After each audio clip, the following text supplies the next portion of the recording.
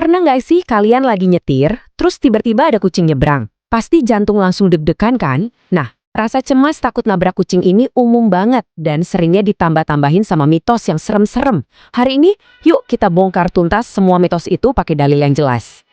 Oke, kita langsung aja ke pertanyaan intinya. Bener nggak sih kalau kita nggak sengaja nabrak kucing, hidup kita bakal sial, atau kena musibah, atau hal buruk lainnya? Ini kepercayaan yang kayaknya udah kita dengar dari kecil ya. Tapi gimana sih Islam sebenarnya memandang ini? Baik, kita mulai dari bagian pertama. Mitos sial menabrak kucing. Sebelum kita ngomongin hukumnya, penting banget nih buat kita paham dulu dari mana sih sebenarnya rasa takut ini datang. Dan kok bisa ya, mitos ini kuat banget di masyarakat kita. Nah, ini perlu kita akui bareng-bareng di awal. Rasa takut itu nyata, banyak yang merasakannya. Tapi ternyata akarnya itu bukan dari Al-Quran atau hadis loh, tapi dari kepercayaan lokal yang turun-temurun. Sekarang yuk kita lihat apa yang sebenarnya Islam ajarkan. Oke, setelah kita tahu kalau mitos tadi itu dasarnya bukan dari ajaran agama, langkah selanjutnya adalah melihat gimana sih Islam sebenarnya memandang seekor kucing. Posisi mereka dalam sudut pandang Islam ini bakal jadi pondasi yang kuat buat pembahasan kita selanjutnya. Nah, ini dia kuncinya teman-teman. Coba deh perhatikan hadis ini. Nabi Muhammad sendiri yang bilang kalau kucing itu tidak najis dan hewan yang biasa ada di sekitar kita. Ini kan sebuah penghormatan ya, bukan pertanda sial.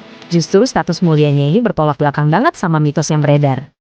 Nah, karena kucing itu hewan yang dimuliakan, apa berarti kalau kita nggak sengaja nabrak, kita otomatis berdosa? Tunggu dulu. Disinilah kita masuk ke poin yang super penting dalam hukum Islam. Ada perbedaan besar antara perbuatan yang nggak disengaja sama dosa yang disengaja.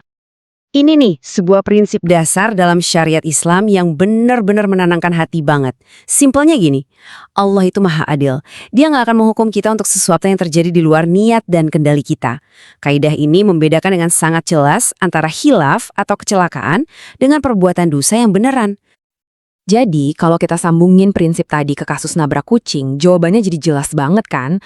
Kalau kita udah nyetir hati-hati, tiba-tiba ada kucing lari ke jalan, itu murni kecelakaan, nggak ada dosa yang dibebankan ke kita. Ini jaminan yang menenangkan banget dari syariat. Oke, sekarang kita udah punya pegangan dalil yang kuat nih. Yuk kita bandingkan langsung antara syariat dan kepercayaan lokal yang beredar. Kita sandingkan keduanya, dan nanti perbedaannya bakal kelihatan mencolok banget. Coba, siapa yang pernah dengar mitos-mitos kayak gini?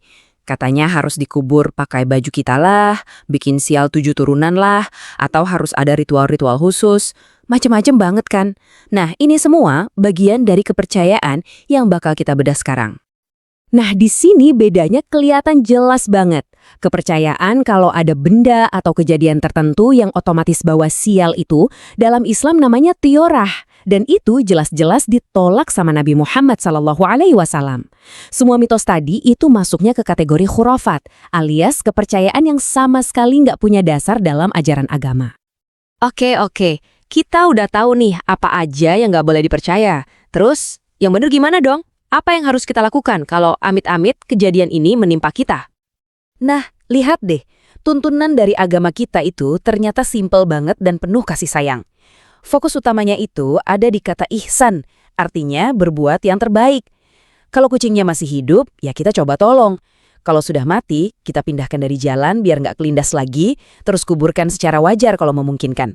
Udah, sesimpel itu. Nggak ada ritual aneh-aneh dan yang paling penting, nggak perlu ada rasa takut.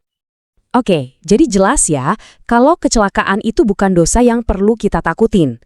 Nah, sekarang kita geser sedikit fokusnya. Sebenarnya, ada nggak sih hal yang seharusnya kita takuti terkait hewan? Islam itu ngajak kita buat mengarahkan rasa takut kita ke tempat yang benar. Bukan ke mitos, tapi ke sesuatu yang nyata, yang benar-benar akan kita pertanggungjawabkan nanti. Dan itu bukan kecelakaan.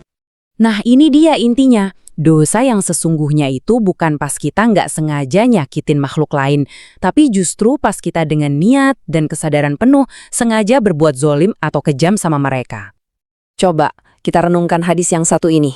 Ini kuat banget pesannya. Lihat bedanya. Wanita ini dihukum berat karena sengaja menyiksa, bukan karena nggak sengaja nabrak. Ini bukti kalau niat itu segalanya dalam pandangan Islam.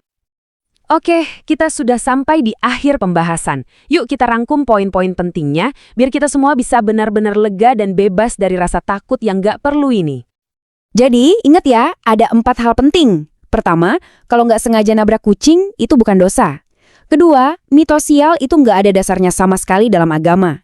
Ketiga, yang diperintahkan itu justru berbuat baik, bahkan saat hewan itu udah mati. Dan yang keempat, yang paling krusial, dosa yang sebenarnya itu kalau kita sengaja berbuat kejam. Nah, sebagai penutup, coba deh kita sama-sama renungkan pertanyaan ini. Setelah tahu semua ini, rasa takut kita itu lebih baik diarahkan kemana? Ke mitos yang gak jelas? Atau ke perbuatan kita sendiri yang kita sadari dan kita niatkan? Semoga pembahasan kali ini bisa bikin hati lebih tenang dan pikiran lebih jernih ya.